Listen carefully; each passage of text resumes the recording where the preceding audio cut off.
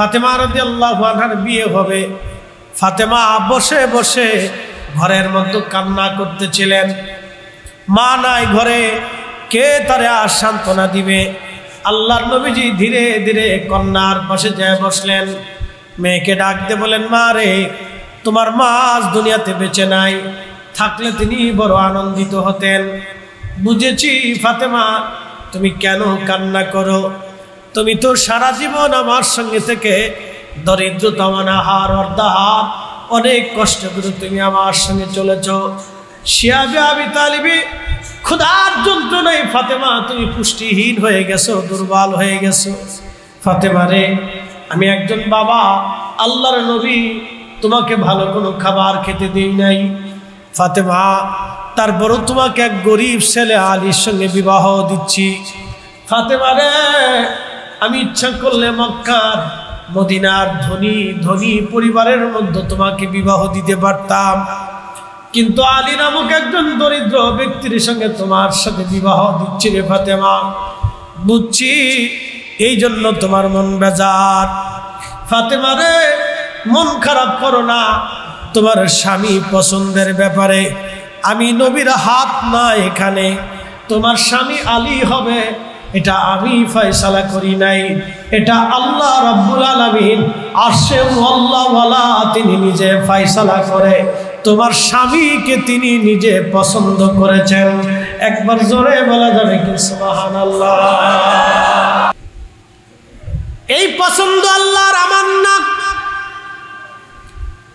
ফাতিমা, তোমার স্বামী আমি পছন্দ করি নাই, আল্লাহ নিজে পছন্দ করেছেন রে ফাতেমা। হযরত ফাতেমা রাদিয়াল্লাহু আনহা কান্না তেমন কিছু নাই। একটা খাট, একটা চৌকি, চৌকির উপরে কোনো তোশক নাই, চৌকির উপরে দেওয়া আছে ভাইজান শুধু খেজুরের মাদুর। একটা কম্বল ছিল, পা ঢাকলে মাথা বের হয়ে যাইতো, মাথা ঢাকতে গেলে পা বের হয়ে যাইতো। একটা কম্বলের ভিতরে দুইজন স্বামী স্ত্রী ঘুমাইতেন। একদিন বিরাট বড় অভাব, 2-3 দিন ঘরের মধ্যে কোনো খাবার নাই। হযরত আলী বলতেছে, ফাতেমা রে, শুনছি, আমি জানছি বাইতুল মালে কিছু অর্থ করি জমা হয়েছে, যদি আল্লাহর নবীর কাছে দেয়া বলো বাইতুল মাল থেকে কিছু অর্থ করি তোমাকে দেওয়ার জন্য। তুমি তো জানো আমি বড় দরিদ্র গরিব মানুষ, এই মদিনাতে আমার জমি জমা কিছুই নাই, আমি কোন রকম একটা ঘর পেতে আছি, উপার্জন তেমন কিছু নাই, খেজুরের বাগান নাই, আমার যা আছে সব তো মক্কায়, মদিনাতে তো আমার তেমন কিছু নাই রে ফাতেমা। যদি তুমি রাসূলের কাছে যাইয়া কিছু বিনিময়ে চাও, বাইতুল মাল থেকে কিছু চাও রে ফাতেমা, তাহলে নবীজি কিছু দিলে আমাদের শান্তি হবে, অভাব মোচন হবে। ফাতেমা তুমি যাও। রাত্রিবেলা আল্লাহর নবী ফাতেমার, আল্লাহর হাবিবের ঘরের দরজায় যে ফাতেমা টুকা দিলেন, ভিতরে উম্মে আইমান রাদিয়াল্লাহু আনহা বসা ছিলেন। আল্লাহর নবী ডাক দিলেন, উম্মে আইমান দরজাটা খুলে দেন। টুকার আওয়াজে বোঝা যায় আমার ফাতেমার হাত, আমার ফাতেমার গন্ধ আমার নাকে লাগছে, তাড়াতাড়ি দরজা খুলেন, আমার ফাতেমা তো এই সময় আসে না। কেন ফাতেমা এই সময় আমার ঘরে আসছে? দরজা খুলেন। দরজা খুলে দেওয়ার পরে ফাতেমা ভিতরে ঢুকলেন, নবীজি পাশে বসাইলেন। মা, কি জন্য আসছো? বলে, আব্বা জান, আপনি তো জানেন আমরা গরিব মানুষ, খুব অভাবে দিন আমাদের কাটে, আম্মা যা আব্বা জান খুব কষ্ট হয়, শুনছি বাইতুল মালে কিছু অর্থ করি জমা হয়েছে, যদি কিছু আমাকে দিতেন তাহলে অভাব মোচন হতো, আমাদের ক্ষুধার যন্ত্রণা একটু কমে যাইত। আল্লাহর নবী দেখে বলতেছে, ফাতেমা রে, বাইতুল মালে যা জমা হয়েছে এটা তোমার জন্য বরাদ্দ না, এটা আমি আমার গরিব উম্মতের জন্য বরাদ্দ করছি। ফাতেমা রে, এখান থেকে তোমাকে কিছুই দেওয়া যাবে না। জোরে বলা যাবে কি আল্লাহু আকবার? কলিজার টুকরা ফাতেমা রে, অভাবের আরজি করার পর নবী তারে শূন্য হাতে ফিরিয়ে দিলেন।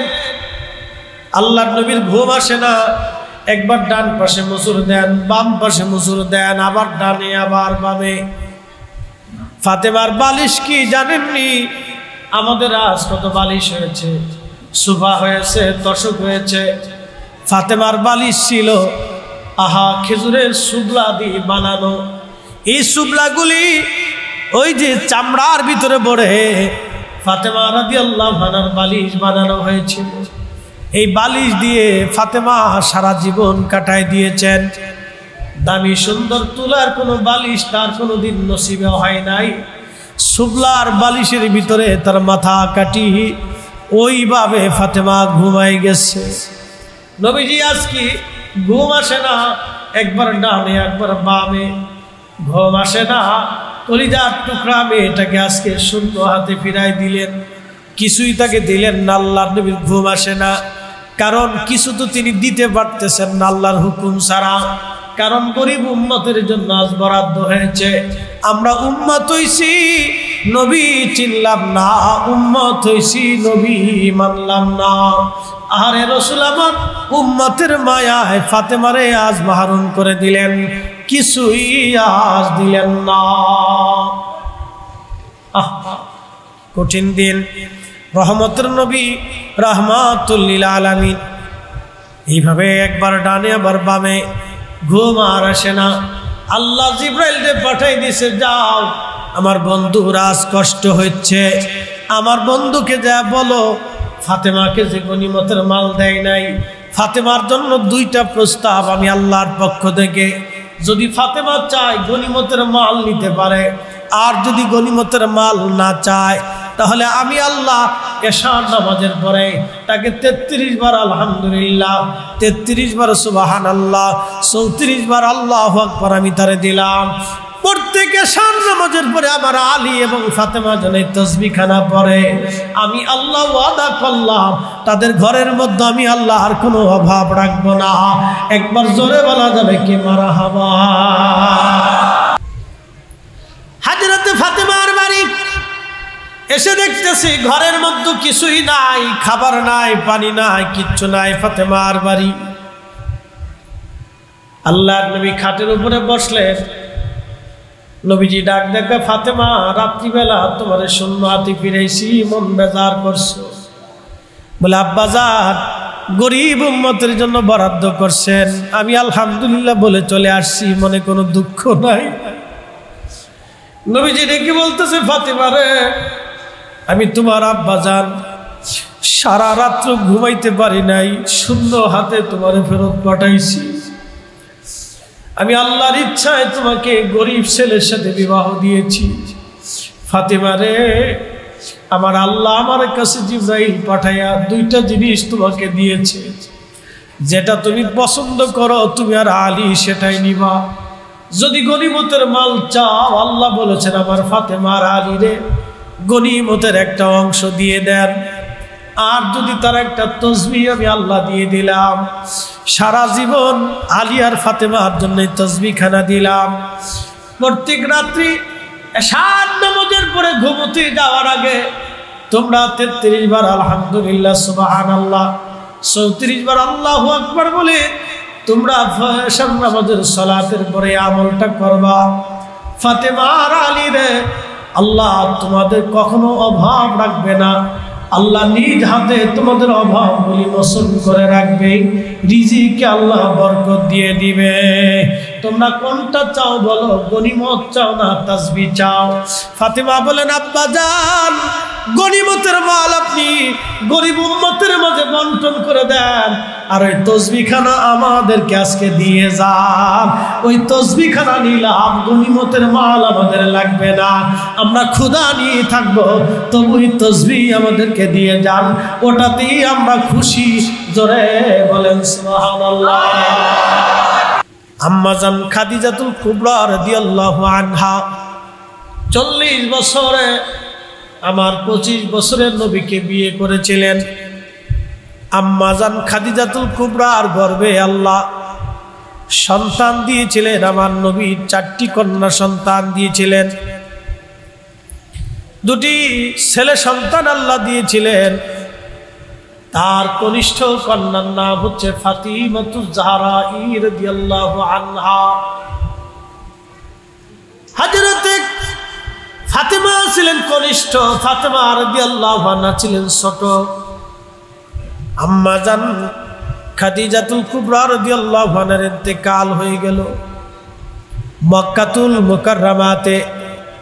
বর্তমানে যদি কোনো দিন আপনি যান জাবালে আবু কুবাইস পাহাড়, ওই পাহাড়ের বাম পাশে আল্লাহ নবীর বেলাদতের ঘর মুবারক, তারই একটু আদূরে ওইখানে একটা পায়খানা আছে, ল্যাট্রিন আছে।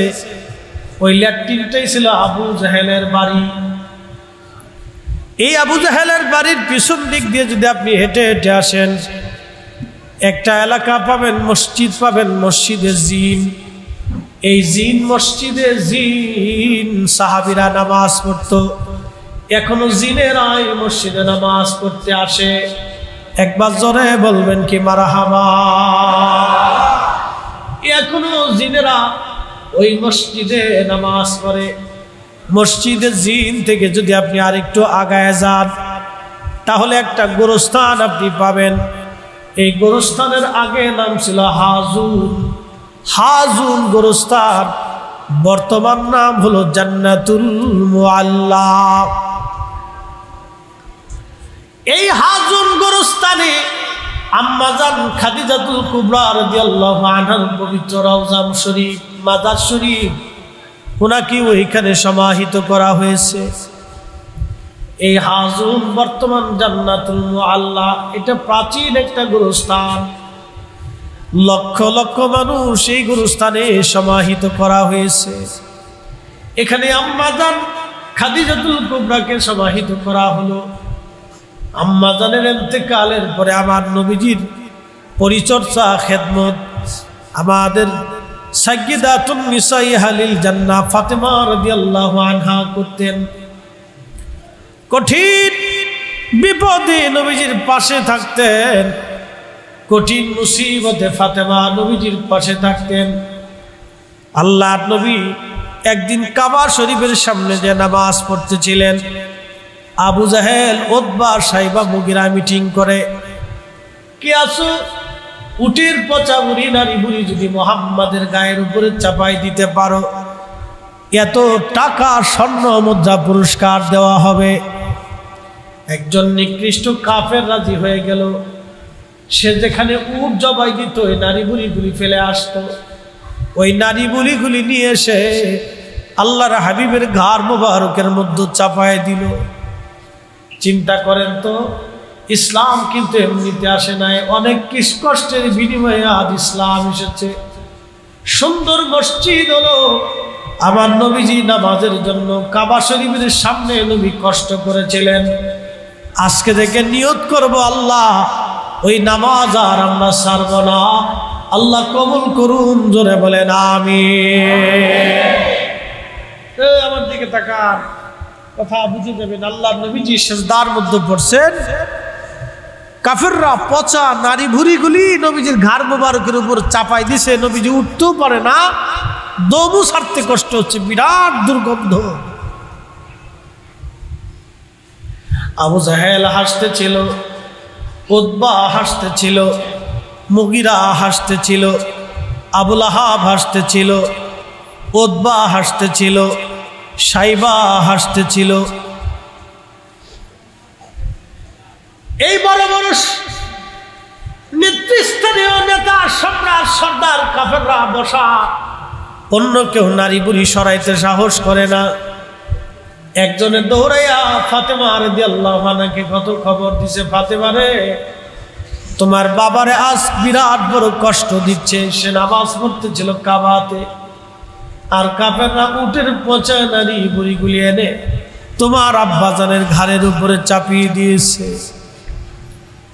হযরত ফাতিমা দৌড়াইয়া দৌড়াইয়া কেঁদে কেঁদে বাবার কাছে এসে উটের নারী ভুড়িগুলি সরাইয়া ফাতেমা আবু জাহেলের দিকে তাকাইয়া আঙ্গুলি ইশারা করে করে কড়া কড়া ভাষায় ফাতেমা জবাব দিয়ে দিল, আবু জাহেল, আমার আব্বার আজকে কষ্ট দিলি, এমন দিন আসবে এই মক্কাতে তোদের অস্তিত্ব থাকবে না, জমিন আমার আব্বাজানের কথাই উঠবে আর বসবে। একবার জোরে বলা যাবে কি আল্লাহু আকবার। হযরত ফাতিমা কলিজা দিয়ে রাসূলকে ভালোবাসতেন। শিয়াবে আবি তালিবের ভিতরে বন্দী ছিলেন 2 বছর। আরে 2টা বছর নবীজিকে বন্দী করে রাখা হয়েছিল, যেটাকে গৃহবন্দী করে রাখা হয়। মক্কার মানুষ ব্যবসা বাণিজ্য করত না, চাল ডাল দিত না, লেনদেন সব বন্ধ ছিল। এই শিয়াবে আলী তালিবে ক্ষুধার যন্ত্রণায় গাছের পাতা খেয়ে জীবন ধারণ করেছিল নবীর পরিবার। এই সময় ফাতেমা রাদিয়াল্লাহু আনহা ক্ষুধার কারণে, অভাবের তাড়নাতে তিনি দুর্বল হয়ে গেলেন, ক্ষীণ হয়ে গেলেন, হীন হয়ে গেলেন, তিনি পুষ্টিহীন হয়ে গেলেন। মক্কাতুল মুকাররমা থেকে রওনা দিয়ে মদিনাতুল মুনাওয়ারাতে নবী হিজরত করে চলে গেলেন। ফাতেমা রাদিয়াল্লাহু আনহা সবাই মিলে তারা মদিনাতে হিজরত করে চলে গেলেন। হযরতে ফাতেমা রাদিয়াল্লাহু আনহা তিনি একেবারে জন্মগত মুসলমান। একসাথে বলা যাবে না সুবহানাল্লাহ? তিনি জন্মগত মুসলমান। হযরত ফাতেমার বয়স 18। নবীজি চিন্তা করলেন আমার ফাতেমাকে তো বিয়ে দেওয়ার দরকার, আমার ফাতেমার তো বিবাহের বড় প্রয়োজন। কিন্তু ফাতেমা তখন হীন, ক্ষীণ, দুর্বল, পুষ্টির অভাব তার শরীরের ভিতরে। আল্লাহর নবী তার বিবাহ দিবেন। নবীজি ইচ্ছা করলে ধনী পরিবারে বিবাহ দিতে পারতেন, ধনী বংশে নবীজি বিবাহ দিতে পারতেন। মদিনাতে ধনী ধনী পরিবার ছিল, সেই সমস্ত পরিবারে নবীজি ফাতেমার বিয়ে দিতে পারতেন। কিন্তু না, নবীজি ধনী পরিবারে না দিয়ে হযরত আলী রাদিয়াল্লাহু আনহুকে বাছাই করলেন। হযরত আলীকে ডাকলেন, বিবাহের পয়গাম আসলো। হযরত আলীকে নবী জিজ্ঞেস করলেন, আলী রে, বিয়ে করার মতো তোমার কি আছে? হযরত আলী বললেন, ইয়া রাসূলুল্লাহ, আমার হাতে একটা তলোয়ার আছে, একটা ঢাল আছে, আর একটা বর্ম আছে, এছাড়া আর আমার ঘরে কিছুই নাই। আপনি তো জানেন আপনার সাথেই হিজরত করে আমি চলে আসছি, আলীটা আবার কে বলে দিয়ে যায়। হযরত আলী 10 বছর বয়সে কালেমা পড়েছিলেন। মক্কাতে যখন নামাজ পড়ার কেউ ছিল না, আল্লাহর নবী ছিলেন ইমাম, আর আম্মাজান খাদিজাতুল কুবরা এক পাশে নামাজ পড়তেন, আর হযরত আলী আমার নবীজির পিছনে নামাজে দাঁড়ায় যাইতেন। 3 জন শুধুমাত্র কাবায় নামাজ পড়েছে, তার অন্যতম একজন হযরত আলী, তার বয়স তখনও 10। একবার জোরে বলা যাবে কি আল্লাহু আকবার। আল্লাহর নবীকে ভালোবাসতেন কেমন? হিজরতের রাত্রিবেলা নবীজি ডেকে বললেন, আলী রে, আমাকে আজ হিজরত করা লাগবে, কিন্তু কাফেররা সারা বাড়ি ঘিরে ফেলছে, আমাকে মেরে ফেলবে। আলী, তুমি চাদর, আমার চাদর মোড়া দিয়ে তুমি শুয়ে থাকবা, আমি ঘর থেকে বের হয়ে যাব। আল্লাহ আমাকে হুকুম করেছে, আল্লাহ আমার নিরাপত্তা দিবে। কিন্তু আলী, তুমি শোনো, আমার চাদর মোড়া দিয়ে তুমি শুয়ে থাকবে, ওরা ভাববে আমি বুঝি শুয়ে আছি। আলী রে, তুমি চাদর মোড়া দিয়ে শুয়ে থাকবা। আর শুনে রাখো আলী, চাদর মোড়া দিয়ে শুয়ে থাকার পরে, আলী রে, ও আলী, কালকে আমি মানুষের কাছ থেকে যে আমানত আমার কাছে জমা রেখেছিল, অমুক অমুক অমুক অমুকে আমানতগুলি ফেরত পাবে। আমার রেখে যাওয়া আমানতগুলি তাদের কাছে তুমি ফেরত দিয়ে দিবা।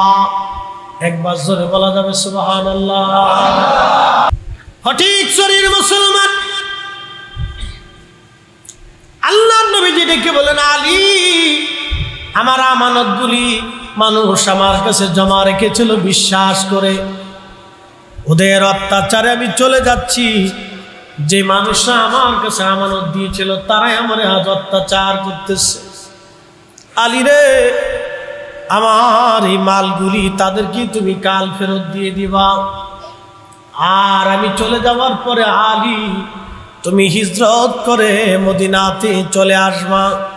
হযরত আলীর চিন্তা এসে গেল, নবীজি তার আমানতগুলি পুনরায় ফেরত দিয়ে দেওয়ার হুকুম আমারে দিয়েছে।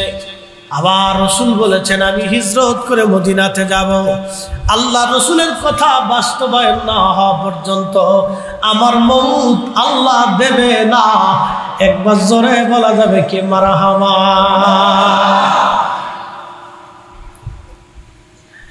চাদর মোড়া দিয়ে শুয়ে পড়লেন, কোনো চিন্তা তারা নাই, কোনো চিন্তা তারা নাই, কোনো ভয়ও নাই, চিন্তাও নাই যে কাফেররা আসে।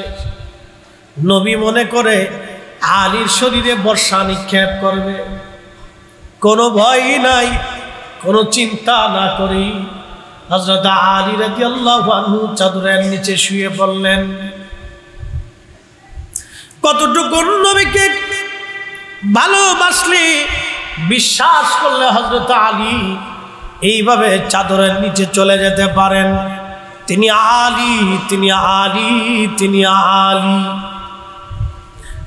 জাহেলিয়াতের শারাবি খারাবি নাপাকি হযরত আলীর শরীরে স্পর্শ লাগে নাই।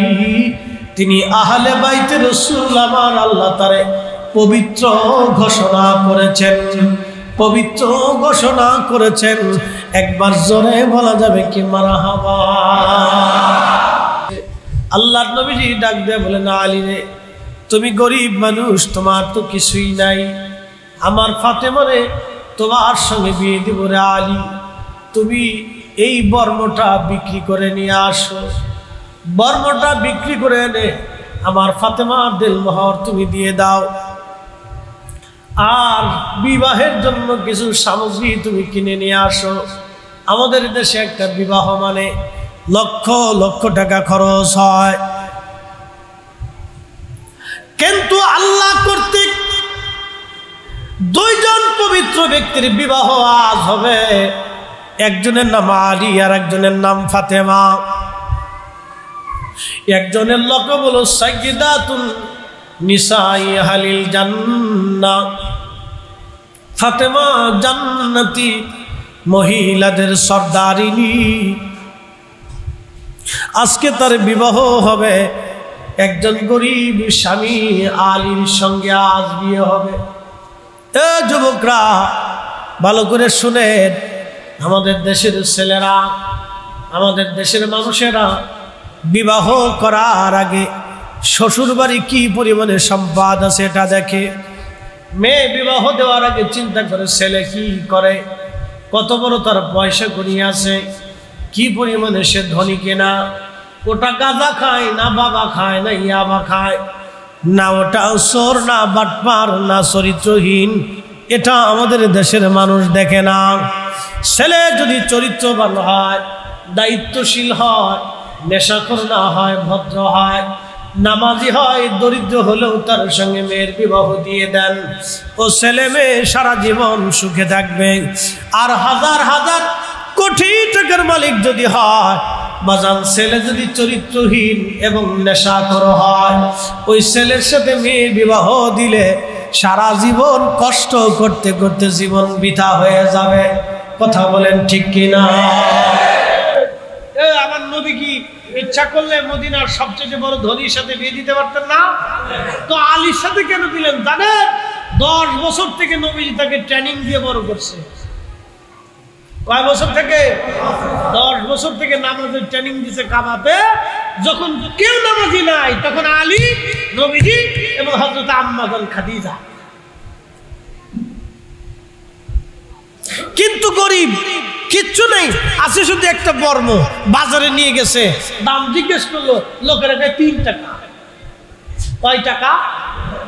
আলী চিন্তা করলেন 3 টাকা দিয়ে বিয়ে কেমনে করবে? 3 টাকা দিয়ে কেমনে বিয়ে হবে?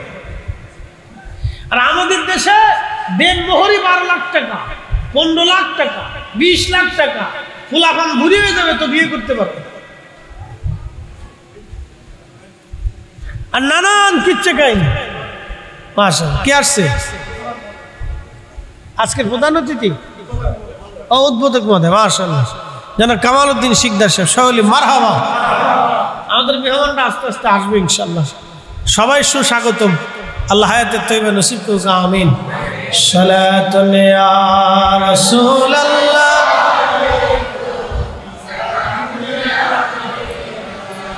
হা হা সালাতুন ইয়া রাসূলুল্লাহ, আলাইকুম সালামুন ইয়া। ফটিকছড়ির মুসলমান, মেয়ে বিবাহ দেওয়ার আগে ছেলের চরিত্র দেখা লাগবে, আর ছেলে বিয়ে দেওয়ার আগে মেয়ের চরিত্র দেখা লাগবে। মেয়ে যদি ভালো হয়, চরিত্রবান হয়, আমানতশীল হয়, দায়িত্বশীল হয়, পর্দানিশীল হয়, আপনি বিনা বাক্যে গরিব হোক কোনো অসুবিধা নাই, চেহারা মন্দ হোক কোনো সমস্যা নাই, এই স্ত্রী নিয়ে সংসার করবেন, জীবনে অসুখী আপনি হবেন না। আর মেয়ে যদি বদ চরিত্র হয়, আমানত যদি তার নষ্ট হয়, যে দায়িত্বশীল না হয়, যত সুন্দরী হোক আপনি জীবনে কোনোদিন সুখ খুঁজে পাবেন না, সুখের চেহারা আপনি দেখবেন না। কোটি কোটি টাকা থাকবে, আপনার স্ত্রী চলে যাবে অন্যদিকে, কোটি কোটি টাকা হবে, আপনার বিবি আপনার কথা শুনবে না, শুনবে না, শুনবে না, শুনবে না। এই জন্য পর্দানিশীল, নামাজি আর আমানতদারি মেয়ে, এরকম মেয়ে দেখে যদি বিবাহ করতে পারেন, আপনার নিজের কপাল নিজে খুলে যাবে। একবার জোরে বলা যাবে কি মারহাবা। বিয়ে করার সময় তালাশ করে শ্বশুর বাড়ি মাল আছে কেমন, শ্বশুর মরার পরে ভাগে কেমন পাবো, ও বিয়ে করার আগে মরার চিন্তা করে। কি ভাবতেছেন আপনি? বিয়ে করার আগে মরার চিন্তা করে যে ভাগে কতটুকুন পাবো। এরকম এইরকম মাইন্ডের ফুলা এই 100 গজ দূরে রাখবেন। এদের ভিতরে আর কুত্তার ভিতরে কোনো তফাৎ নাই। এই কথা কন না কেন? এগুলির মধ্যে আর কুত্তার ভিতরে কোনো তফাৎ নাই। আমি যা বলতেছি সাক্কা সাক্কা সাক্কা সাক্কা বলতেছি, জীবনে কাজে লাগবে। চরিত্রহীন দেখে যদি বিয়ে দেন তো আপনার মেয়ের জীবন শেষ, বোনের জীবন শেষ, জীবনে এরকম পাত্রের সাথে দিবেন না।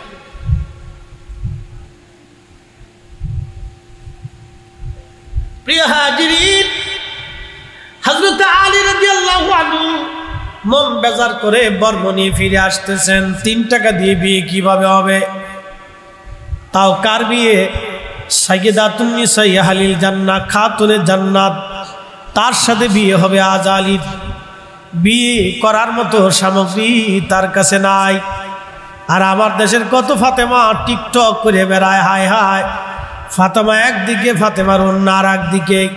আবার দেখি মাঝে মধ্যে অনেকে বউয়ের ছবি ভিডিও করে করে, তারপরে ভিডিও ছেড়ে ছেড়ে রান্নার ছবি, কাপড় বেচার ছবি, আর কত প্রকারের ছবি ছেড়ে ছেড়ে, ভিডিও ছেড়ে ছেড়ে কামাই করে। আরে বউয়ের চেহারা দেখে যারা টাকা কামাই করে, ওদের মধ্যে আর বেশ্যের মধ্যে কোনো তফাৎ নাই। কথা কোন ঠিক কিনা? কথা খারাপ কইছি ভাই? ওদের ভিতরে আর বেশ্যের ভিতরে কোনো তফাৎ। পতিতা টাকা দেহ বিক্রি করে টাকা রুজি করে, আর ওরা বউয়ের ছবি দেখাইয়া, বউয়ের চেহারা দেখাইয়া, বউয়ের সৌন্দর্য দেখে টাকা রুজি করে। ওটা পতিতার ভিতরে কোনো তফাৎ নাই। ছি ছি, ওর বাড়ির খাবার আর কুত্তার বিষটা একরকম সমান। ওর বাড়ির খাবার আর কুকুরের বিষটা একরকম সমান। কুকুরের বিষটা চিনেন? কুকুর খাওয়ার পরে যেটা বমি করে ফেলে দেয়, এটাকে বিষ্ঠা বলে। এই বিষ্ঠা যেমন পাশা গান্ধা না পা, ওর বাড়ির খাবার তো এরকম না পা।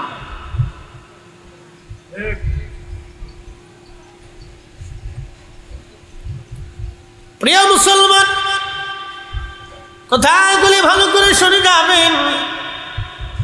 হযরত উসমান গনি জিন্নুরাইন ডাক দিছে, আলী তোমার বর্মটার দাম কত হয়? বলে আমার বর্মটার দাম মাত্র 3 দিরহাম। কত হলে তুমি খুশি হও? দাম তো সবাই 3 দিরহাম। বলে আপনি কত দিবেন? বলে তুমি কত চাও? হযরত আলী বলে সবাই তো 3 দিরহাম দিয়ে কিনতে চায়, কিন্তু 3 দিরহাম দিয়ে তো আর আমার বিয়ে হবে না। হযরত উসমান গনি বললেন, আলী রে, সবাই 3 দিরহাম দেয়, আমি তোমার 280 দিরহাম দিয়ে দিলাম। হযরত আলী মনে মনে খুশি হইয়া দিরহামগুলি নিয়ে রওনা দিচ্ছে। উসমান গনি জিন্নুরাইন ডাক দেখা, আলী রে দাঁড়াও, ও আলী তুমি দাঁড়াও, তুমি 280 দিরহাম তোমারে দিয়ে দিলাম, বাকি তোমারে এই যে বর্মটাও তোমারে ফেরত দিয়ে দিলাম, এটাও হাদিয়া দিয়ে দিলাম, নিয়ে চলে যাও। হযরত আলী সমস্ত টাকাগুলি এনে আল্লাহ নবীজির সামনে রাখলেন। ইয়া রাসূলুল্লাহ, 280 দিরহাম উসমান দিয়েছে। সুবহানাল্লাহ বলবেন না? আর আমার দেশের 420 জামাই হইলে শ্বশুরের মরার চিন্তা করে, মরার পরে কি পরিমাণে ভাগে পাবো, এর নাম 420 জামাই। যেই জামাই রমজান মাসে ছাগল আপনার কাছে যাবে, বুঝবেন এটা 420 জামাই। যেই জামাই আপনার কাছে পয়সা চাবে, জায়গা কি পয়সা, কি কয় যৌতুকের টাকা, এটা 420 জামাই। ওর কাছে মায়ের বিয়া দিবেন না, ওর মতো ছোট লোক আল্লাহর দুনিয়াতে আর একটাও নাই। কথা কোন ঠিক কিনা? একবারে ছোট লোক, শাসনকার, ইতর, লজ্জা শরম কিচ্ছু নেই। কুত্তার লজ্জা আছে, এটার লজ্জা নাই।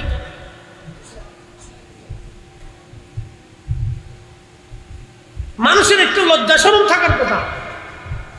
আল্লাহর দ্বীন এরকম সস্তা না, রাসূলের সুন্নাহ সস্তা না,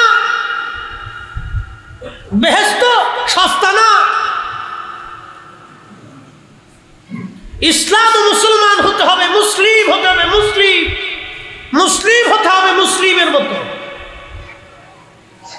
আল্লাহ বলছেন, ইন্নাল্লাহা ইয়ামুর, নিশ্চয় আমি আল্লাহ তোমাকে নির্দেশ করছি, বিল আদলি, পৃথিবীতে ন্যায় করবে, অন্যায় করবে না। ন্যায় যেটা সেটা করবে, অন্যায় করবে না। যেটা হক সেটা করবে, যেটা ইনসাফ বলা সেটা করবে, বেইনসাফি করবে না। সাবধান, আমি মালিক তোমাকে হুকুম করছি, বেইনসাফি করবে না, ইনসাফ করবে, ইনসাফ করবে, ন্যায় করবে, অন্যায় করবে না।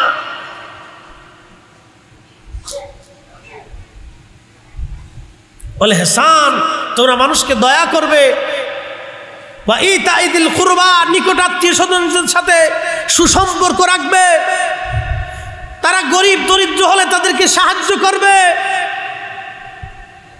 ওয়ানহা আনিল ফাহশাই ওয়াল মুনকার, তোমাদেরকে খারাপ কাজ থেকে ফিরে আসতে বলতেছি, ফাহিশা কাজ থেকে দূরে থাকবে।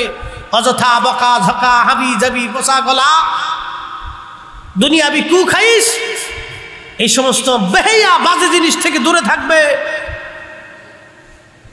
ভালো কাজের দিকে নিজেকে ঢুকিয়ে দিবে। আল বাগিয়া ঈদুকুম, মুরব্বী যারা তাদেরকে শ্রদ্ধা করবে, সম্মান করবে, মুরব্বীদের কথা মেনে চলবে। আজকে আমাদের ছেলেরা মোটরসাইকেল চালে হুম হুম হুম হুম হুম হুম, সামনে চাচা নাই, উস্তাদ না টিচার, কিচ্ছু মানে না, সালাম নাই, কালাম নাই, ও ছেলে বেয়াদব তৈরি হচ্ছে। কথা বলে ঠিক না বেটে? কোরআন কি বলে আর আমরা কি শিখতেছি, ইসলাম কি বলে আর আমরা কি মুসলমান হচ্ছি? ফরিদি সাহেবের মতো মাথায় টুপি দিয়ে রাস্তায় ঘুরলে কাজ হবে না। আপনাকে মুসলমান হতে হবে, আল্লাহ তার রসুলের আইনে মুসলমান হতে হবে।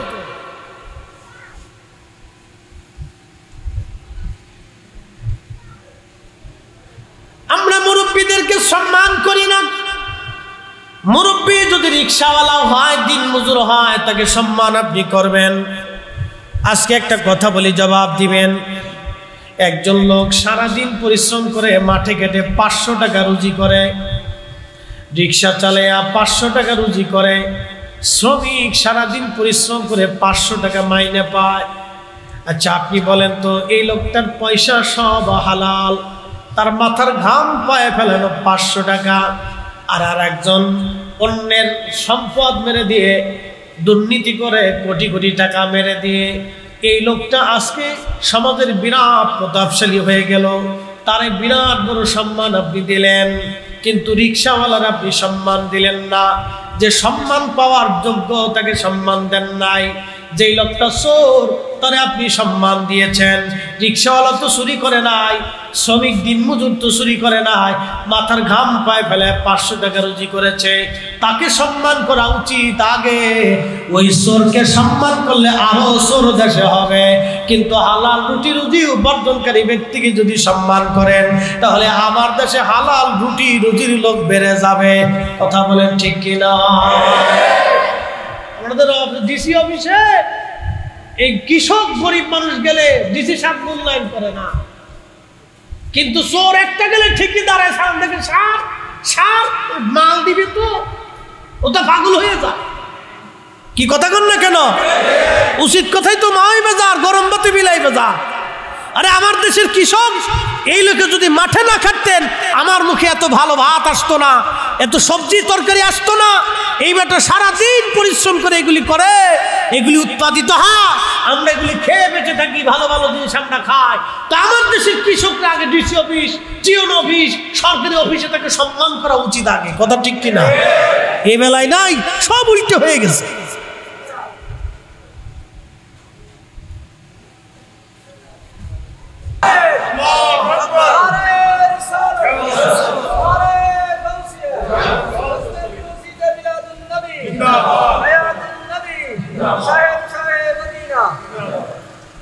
এটা ছিল তাদের জীবন।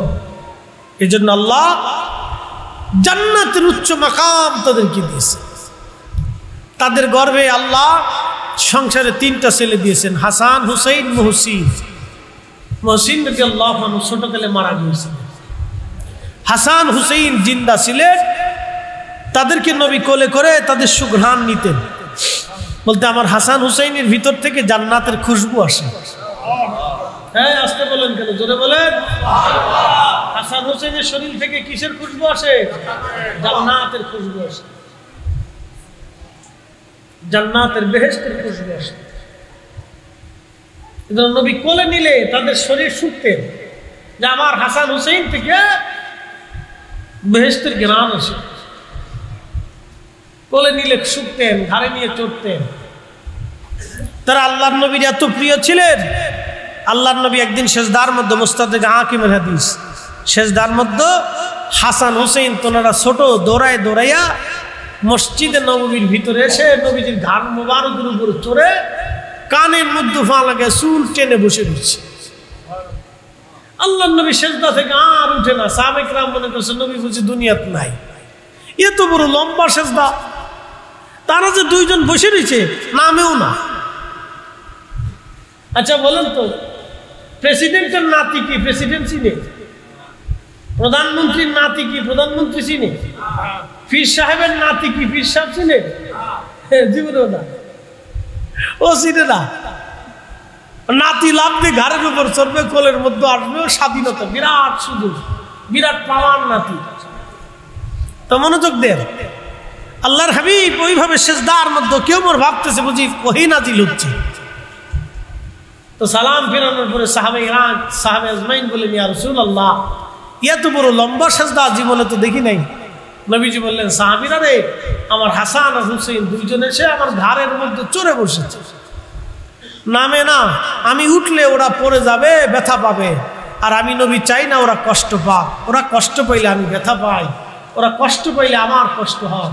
এই জন্য আমি সেজদার মধ্যে পড়েছিলাম, ওরা নেমে চলে গেছে, তারপরে সেজদা থেকে উঠছি। একসাথে বলা যাবে মারহাবা। এই বাচ্চাদেরকে এইভাবে আল্লাহ রাসূল আদর করতেন। আপনি 2 ভাবে নিতে পারেন, একটা হাসান হোসেনের মর্যাদা, আর একটা হচ্ছে বাচ্চাদের প্রতি বড়দের যে মহাব্বত থাকবে, ভালোবাসা থাকবে, আদর থাকবে। নবীজি এইভাবে আদর করছেন, বাচ্চাদেরকে রাসূল এইভাবে আদর করতেন। এই জন্য তিনাদের জীবনী অনেক লম্বা, এটা শেষ করার মতো। এখান থেকে আমাদের অনেক কিছু শিকার আছে। আমাদের বিবাহর নীতি কি হবে দেখেন, সংসারের নীতি কি হবে এটাও শিখিয়ে দিচ্ছে। তো ফাতেমা আর আলীর মধ্যে একদিন ঝগড়া হয়েছে। এই আমাদের দেশের বেটি বেটার ঝগড়া না, এই ঝগড়াটা একটু মনোমালিন্য, একটু সামান্য, বুঝেন তো, অভাবের সংসার না, 2-3 দিন 4 দিন 5 দিন ঘরে কোনো রান্না বান্না নাই। আমাদের দেশে এরকম হলে বেডিরা স্বামী রেখে চলে যেত। কি কথা কন না কেন? একটু জিনিস না দিতে পারলে রেখে চলে যেত। ঈদের কাপড় যদি 1 বছর না দিতে পারেন তো আপনার সংসারের গোষ্ঠী উদ্ধার করিয়ে ও চলে যাবেন বাপের বাড়ি। ফকির নির্লকে বিয়ে বলছি চলে যাবে। 3 দিন 4 দিন কোনো খাবার না, মাসের ভিতরে খাবার না। কোন রকম আল্লাহ রসুলের বাড়ি খাবার আসলে খাইতেন নাহলে না খেতেন। তারপরে স্বামীর সংসার কোনোদিন ছাড়ে না। তো একটু মনোমালিন্য হয়েছে, আলী রাদিয়াল্লাহু তাআলা মনটা বেজার করে মসজিদে নববীতে এসে মাটির ভিতরে শুয়ে রয়েছে। মারহাবা কর। আল্লাহর নবী ফাতেমার বাড়ি যায়, বলে ফাতেমা আমার আলী কই? বলি ইয়া রাসূলুল্লাহ আমি তো ভুল করে ফেলছি, আপনার আলী মনে কষ্ট নিয়ে ঘর থেকে বের হয়ে গেছে। আল্লাহ রসুল ধমক দিয়ে বললেন করছো কি? তুমি আমার আলীর মনে ব্যথা দিছো। একসাথে বলবেন না মারহাবা। স্বামী স্ত্রী ঝগড়া হলে আপনারা জামাইয়ের পক্ষ নিবেন, মেয়ের পক্ষ নিবেন, তাহলে এটা মিট হয় তাড়াতাড়ি। স্বামী স্ত্রীর মধ্যে মেয়ে আর জামাইয়ের ভিতরে যদি ঝগড়া হয় তো জামাইয়ের পক্ষ নিবেন, মেয়ের পক্ষ নিবেন। তো জামাইয়ের পক্ষ নিলে কি হবে? জামাই খুশি হবে যে শ্বশুর আমার পক্ষে। বুঝতে পারছেন? তাহলে এই ঝামেলাটা মিট হয় তাড়াতাড়ি। আর যদি মেয়ের পক্ষ নিয়ে আপনি একটু লাফালাফি করেন এই ঝামেলা পাকে বেশি। আল্লাহ রসুলের চরিত্র থেকে আমাদের অনেক কিছু শিকার আছে। রসুল কারীম ফাতেমার পক্ষ নিলেন না, আলীর পক্ষ নিলেন। মারহাবা বললেন না? চিন্তা করতে পারছেন? ফাতেমার পক্ষ নেন না, আলীর পক্ষ নিয়েছেন। আমার আলী কোথায় গেল? খুঁজতে খুঁজতে খুঁজতে খুঁজতে আয়সা থেকে মসজিদে নববীর বারান্দাতে মাটির উপরে শুয়ে রয়েছে। এখান থেকে আর একটা সুন্নাহ শিখে দেবেন। অনেক রাগ হয়েছে, দাঁড়ানোর থেকে বসে যাবে। বসার পরেও যদি রাগ না মিটে তাহলে একবারে মাটির মধ্যে শুয়ে পড়বেন। আবার পাকার উপরে শুয়েন না, মাটিতে শুয়ে পড়বেন। কারণ মাটির সাথে শরীরের স্পর্শ লাগার সাথে আপনার রাগ মাটির ভিতরে টেনে নিয়ে যাবে, অটোমেটিক আপনার শরীর ঠান্ডা হয়ে যাবে। বললেন না মারহাবা? এটাও আল্লাহ রাসূলের সুন্নাহ। তা হযরত আলী রাদিয়াল্লাহু তাআলা মাটির মধ্যে শুয়ে নিয়েছে। আল্লাহ নবী এসে ডাক দিতেছে, ইয়া আবা তুরাব, এ মাটির বাবা উঠো, মাটিওয়ালা উঠো উঠো, আর রাগ করো না, উঠো। জামাইরে উঠাইতেছে, এ আবা তুরাব উঠো, এ মাটিওয়ালা উঠো, মাটির বাবা উঠো। হযরত আলী রাদিয়াল্লাহু তাআলা চিন্তা করলেন আল্লাহর নবী আমারে আবু তুরাব বলছে, তাহলে আজকে থেকে আমি আবু তুরাব। আলী রাদিয়াল্লাহু তাআলা উপাধি ছিল আবু তুরাব, মাটিওয়ালা। একসাথে বলা যাবে না মারহাবা? শিখার আছে অনেক কিছু। মাদ্রাসার সম্মানিত প্রভাষক হযরতুল আল্লামা মাওলানা মুহাম্মদ ইফতেখার পারভেজ সাহেব, উদ্বোধক জনাব মোহাম্মদ কামাল উদ্দিন শিকদার সাহেব, প্রধান মেহমান জনাব মোহাম্মদ জামাল উদ্দিন সাহেব, বিশেষ অতিথি জনাব আলতাবউদ্দিন ও শাহজাহান সাহেব সহ সকল অতিথি মুরব্বান ইকরাম, আজকের মুহতারাম সভাপতির আসন যিনি অলঙ্কৃত করেছেন, নতুন পাড়া সমাজের কৃতি সন্তান, কাঞ্চননগর বহুমুখী উচ্চ বিদ্যালয়ের সম্মানিত প্রধান শিক্ষক জনাব মোহাম্মদ আব্দুল সত্তার সাহেব, তিনি আমাদের মাঝে উপস্থিত হয়েছেন। এলাকার গণ্যমান্য ব্যক্তিবর্গ, সম্মানিত মুরব্বী, কলিজার টুকরো যুবক ভাইরা, পর্দানিশী আমার সম্মানিত মা বোনেরা, সকলের প্রতি আন্তরিক অভিনন্দন মোবারকবাদ। আল্লাহর দরবারে শুকরিয়া করি যে আল্লাহ এই বৃষ্টি বাদলের দিনে আমাদেরকে মসজিদের ভিতরে বসার তৌফিক দিয়েছেন এবং সুযোগ করে দিয়েছেন। এলাকার বহু মানুষ থেকে যাচাই বাছাই করে পছন্দ করে আল্লাহ আমাদেরকে আসার তৌফিক দিয়েছেন। এই জন্য আমরা একসাথে সকলে শুকরিয়া করে বলি আলহামদুলিল্লাহ। ভলেন্টিয়ার ভাইরা একটু অনুরোধ করবো, এই বাচ্চাদের কাছে বসতে হবে, মেয়েদের কাছে, ওদের কাছে একজন একটু বসেন। হ্যাঁ ভলেন্টিয়ার ভাইরা একজন ওই বাচ্চাদের কাছে বসেন, নাহলে ওরা হইসই করবে, ওরা তো বুঝে না, ওদের কাছে বসতে হবে। একটু বসেন, আলম ভাই একটু পাহারা দেন। আচ্ছা আমরা সকলে বসি আর বাচ্চাদেরকে বসাই দিই ইনশাআল্লাহ। আল্লাহ রাব্বুল আলামিনের দরবারে আরো শুকরিয়া করি যে আল্লাহ আমাদেরকে সর্বশ্রেষ্ঠ নবী, সর্বকালের সর্বশ্রেষ্ঠ মহামানব, সৈয়দুল মুরসালিন ওয়াস সাকালাইন, ইমামুল মুরসালিন, রাহমাতুল লিল আলামিন, আল্লাহর প্যারা মেহবুব, আল্লাহর হাবিব, তিনার উম্মত হিসেবে আল্লাহ আমাদেরকে মঞ্জুর করেছেন। এই জন্য আল্লাহর আসমানে আমরা একসাথে সকলেই শুকরিয়া করে বলি আলহামদুলিল্লাহ। প্রিয় উপস্থিতি, আমাকে একটা বিষয় দেওয়া হয়েছে, এই বিষয়ের উপরে অনেক আলোচনা আমার অফলাইন অনলাইনের ভিতরে বিদ্যমান আছে। অনেকে এই বিষয়ের উপরে আলোচনা বহুবার শুনেছে, তারপরেও আপনাদের মনের আকুতি, মনের ইচ্ছা। আমি কোরআন শরীফ থেকে একটা আয়াত পড়েছি, এই আয়াতের উপরে চলে যাব। পৃথিবীতে একজন নারী, তিনি ফাতিমাতুজ জাহরাই রাদিয়াল্লাহু আনহা, তিনার লকব হচ্ছে সাইয়্যিদাতুন নিসাই আহলিল জান্নাহ। তিনি সমস্ত নারীকুল, যত নারী জাতি জান্নাতে যাবে সবার তিনি সাইয়্যিদিনী, তিনি সাইয়্যিদা, তিনি সরদারিনী, তিনি ফাতিমাতুজ জাহরা। একসাথে বলা যাবে সুবহানাল্লাহ। এত মর্যাদার অধিকারী তিনি। তিনার জীবনী সম্পর্কে আমাদের কিছুটা ধারণার খুবই প্রয়োজন। তিনি জীবনে কি করেছিলেন, কি কাজ তার ছিল, জীবনে কি তার আমল ছিল, এগুলো আমাদের জানা প্রয়োজন। আর একজন মহিয়সী পুরুষ, তিনি হচ্ছেন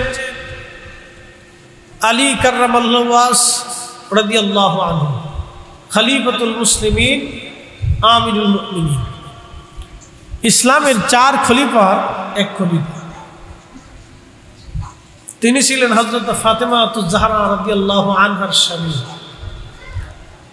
তো তিনাদের জীবন সম্পর্কে, কর্ম সম্পর্কে আমাদের অভিহিত হওয়া, জানাটা খুব দরকার। রসুলের সাহাবী বাগানের ভিতরে অনেক সাহাবী ছিলেন। সাহাবী শব্দের অর্থ হচ্ছে সাথী। সাহাবী শব্দের অর্থ কি? সাথী। আল্লাহ রসুলের সঙ্গী যারা ছিলেন, আল্লাহ নবীর ছাত্র যারা ছিলেন, আল্লাহ রসুলের দর্শে বসে যারা নবীজির কাছ থেকে মাসলা মাসাইল, জ্ঞান বিজ্ঞান এগুলি শিক্ষা অর্জন করেছিলেন, তাদেরকে সাহাবী বলা হয়। তারা রসুল করিমের সাথী। তো ১৬ লক্ষ সাহাবীদের মধ্যে একজন বিশিষ্ট সাহাবীর নাম হচ্ছে হযরত আশিক রসুল বেলাল রাদিয়াল্লাহু আনহু।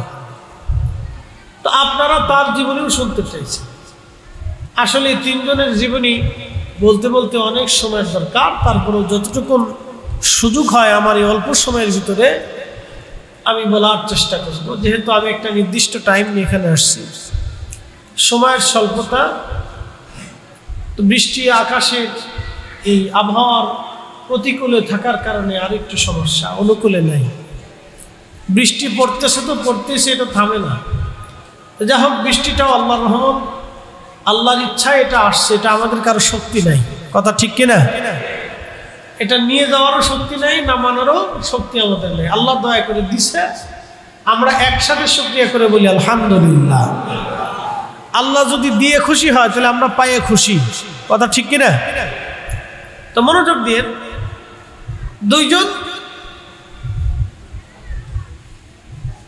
আল্লাহর রসুলের খুব প্রিয় ভাজন ব্যক্তিত্ব, যাদের জীবনীর উপরে আলোচনা। আমি সর্বপ্রথম কোরআনের একটা আয়াত পড়েছি তাদের মর্যাদা সম্পর্কে। আল্লাহ কোরআনে বলেছেন, ইন্নামা ইউরিদুল্লাহু লিইউযহিবা আনকুমুর রিজসা আহলাল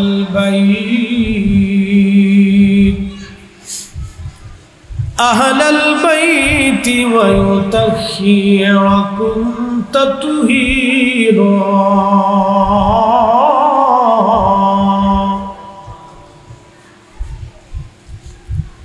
আয়াতে কারিমা নাজিল হয়ে গেল। খুবই মনোযোগ। নবীজি তখন কালো চাদর পরিহিত অবস্থায় মসজিদে নববীর ভিতরে বসা ছিলেন। আজকে যেমন পাকা মসজিদ আপনারা পেয়েছেন, লোহার গ্রিল দেওয়া হয়েছে, সুন্দর করে টাইলস করা হবে, বাতি লাগানো হয়েছে, ফ্যান লাগানো হয়েছে, সব কিছুর পরিবর্তন হলো, বিজ্ঞানের উন্নয়ন হলো। বলেন কোরআনের শব্দের কি কোনো পরিবর্তন আর হবে? বুঝেন নাই কথা? এত কিছুর পরিবর্তন হয়েছে, কোরআনের পরিবর্তন আছে? হাদিসের পরিবর্তন আছে? নবীর জীবনের পরিবর্তন আছে? সুন্নতের পরিবর্তন আছে? এই টাইলস পরিবর্তন হয়েছে, বিল্ডিং পরিবর্তন হয়েছে, লাইট পরিবর্তন হয়েছে। আগে আপনারা ছোটকালে চেরাক জ্বালাইতেন, হারিকেন জ্বালাইতেন, মোমবাতি জ্বালাইতেন, অথবা কারো বাড়িতে তৈল থাকতো না, সন্ধ্যা থেকে বাতি বন্ধ থাকতো, সন্ধ্যার আগে খাওয়া দাওয়া করে সবাই সন্ধ্যার পরেই বিছানায় চলে যেত, এরকমও ছিল। কিন্তু আজকে লাইট হয়েছে, বাতি হয়েছে, ফ্যান হয়েছে, এগুলির অস্তিত্ব 50-60-80 বছর আগে কিছুই ছিল না। তো সব কিছুর পরিবর্তন হলো, আল্লাহর কোরআনের কোনো পরিবর্তন আছে? পরিবর্তন হবে? হবে না। আমরা তো মুসলমান দাবি করি, হ্যাঁ, বিরাট মুসলমান দাবি করি। একটু দেখেন তো, নবীজি হিজরত করে মদিনায় চলে যায়। উনি ইচ্ছা করলে কি মানুষের মাল সামানা নিয়ে চলে যেতে পারতেন না? তো কি করলেন? আলীর কাছে দায়িত্ব দিয়ে বুঝাই গেলেন, অমুকে অমুকে আমার কাছে এটা এটা পা, আমি এটা এটা এখানে এখানে রেখে দিয়েছি, তুমি সবকিছু যার যার কাছে তুমি ফেরত দিয়ে দিবা। এটার নাম আমানত। মুনাফিক চিনবেন কেমনে? মুনাফিকের 3টা আলামত। 1 নম্বর, সে কথায় কথায় মিথ্যা বলে। কথায় কথায়, আমার দিকে দেখেন, মুনাফিকের আলামত কয়টা? 3টা। আজকে বুঝে যাবেন মুনাফিকের আলামত কয়টা। কথায় কথায় মিথ্যা বলে, আমানত রাখলে খেয়ানত করে, টাকা হাওলাত দিলে আর দিবার চায় না, টাকা মেরে দিয়ে চলে গেছে, বুঝবেন ওরা মুসলমান না, ওরা মুনাফিক। কথা বলেন ঠিক কিনা? আমানত রাখলে খেয়ানত করে, যারা রাষ্ট্রের টাকা খেয়ানত করে, যারা দেশের অর্থ খেয়ানত করে, যারা গরিবের হক খেয়ানত করে, যারা অন্ধের হক খেয়ানত করে, যারা ইতিমের হক খেয়ানত করে, যারা ভাইয়ের হক খেয়ানত করে, যারা বান্দার হক খেয়ানত করে, যারা বোনের হক খেয়ানত করে, সব মুনাফিক। সব কি? কথা কন না কেন? সব কি? মুনাফিক। মুনাফিকের আলামত, কথায় কথায় মিথ্যা বলে, আমানত রাখলে খেয়ানত করে, ওয়াদা করলে বরখেলাপ করে, ওয়াদা করলে বরখেলাপ করে। ভোট আসার আগে ওয়াদা করবে, বাবা রাস্তা বানাই দিব, বাড়িঘর পাকা বানাবো, জনপুরি টাকা দিয়ে দেব, ওটা দিয়ে দেব, সেটা দিয়ে দিব, সেটা দিব, ওটা দিব, ঘোড়ার ডিম দেব, লাস্টে কিছুই না। এই সবগুলি মিথ্যা কথা। কথায় কথায় তারা মিথ্যা বলে, তারাই হলো মুনাফিক। কথা বলেন ঠিক কিনা? আর মিছিল দেওয়ার সময় আমরা কই, আমার ভাইয়ের চরিত্র ফুলের মতো পবিত্র, আমার ভাইয়ের চরিত্র ফুলের মতো পবিত্র। আমার রসুলের চরিত্রের মতো চরিত্র কারো নাই, আমার নবীর একমাত্র চরিত্র ফুলের মতো পবিত্র। রসুল ছাড়া এরকম চরিত্রের অধিকারের কেউ নাই। আপনি যা বলেন সব ডাহা মিথ্যা কথা বলতেছেন, মিথ্যা কথা, ডাহা মিথ্যা কথা। আমার ভাইয়ের চরিত্র ফুলের মতো পবিত্র, ডাহা মিথ্যা কথা। আল্লাহ রসুলের চরিত্রের মতো কোনো চরিত্র নাই।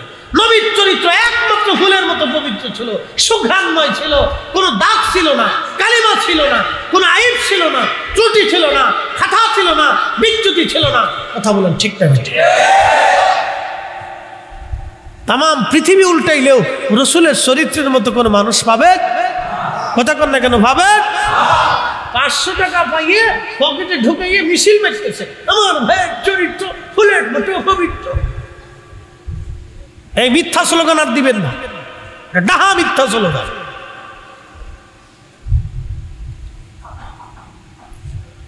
মুনাফিক 3 ধরনের, 3টি আলামত। কথায় কথায় মিথ্যা বলে, আমানত রাখলে খেয়ানত করে, ওয়াদা করলে বরখেলাপ করে। এরা মুনাফিক। এরা মুনাফিক, এরা মুনাফিক, এরা মুনাফিক। ইন্নাল মুনাফিকিনা ফিদ দারকিল আসফালি মিনান নার। কোরআনে আল্লাহ বলতেছেন নিশ্চয় মুনাফিকদের জায়গা জাহান্নামের নিকৃষ্ট সর্বনিম্ন জায়গা। মুনাফিকের জায়গা জাহান্নামের একবারে নিকৃষ্ট নিম্নতম জায়গা। এটা কি দুধ চা? ওরে চা দিছে কি? দুধ চা না কফি? খাই ফেললাম যাকের খোদা।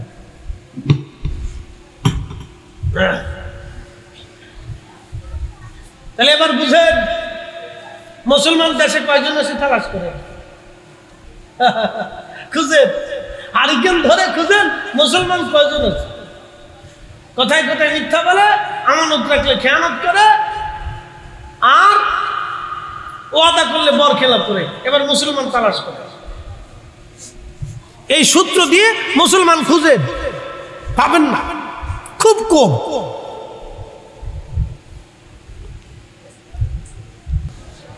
আল্লাহর নবীজি চাদর মুরাদি ফাতিমা রাদিয়াল্লাহু আনহাকে নিজের মধ্যে জড়িয়ে নিলেন। হযরত আলী রাদিয়াল্লাহু আনহু দেখছে ফাতিমা বাবার চাদরের মধ্যে দৌড়ায় চলে গেল। হযরত আলী রাদিয়াল্লাহু আনহু দৌড়ায় আসছে, আল্লাহর নবী তাকেও চাদরের মধ্যে জড়িয়ে ধরলেন। আব্বা আর আম্মাকে দেখে ইমাম হাসান রাদিয়াল্লাহু আনহু তিনিও দৌড়ায় আসলেন, আল্লাহর নবী তাকেও চাদরের মধ্যে জড়িয়ে ধরলেন। হযরত ইমাম হুসাইন রাদিয়াল্লাহু আনহু দেখে দৌড়ায় আসছে, আল্লাহর নবী তাকেও চাদরের মধ্যে জড়িয়ে নিলেন।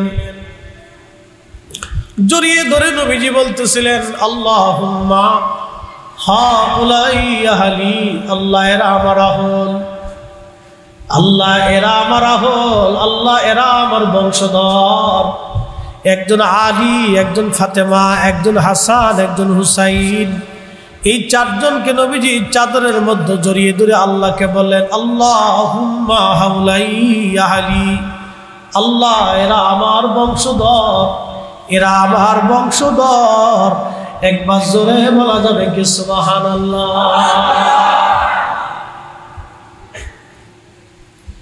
সুম্মা তালা, আম্মা জানা আয়েশা সিদ্দিকা বলতেছেন, তখন আমার নবীজি তেলাওয়াত করলেন, ইন্নামা ইউরিদুল্লাহু লিউযহিবা আনকুমুর রিজসা আহলাল বাইতি ওয়া ইউতাহহিরাকুম তাতহীরা।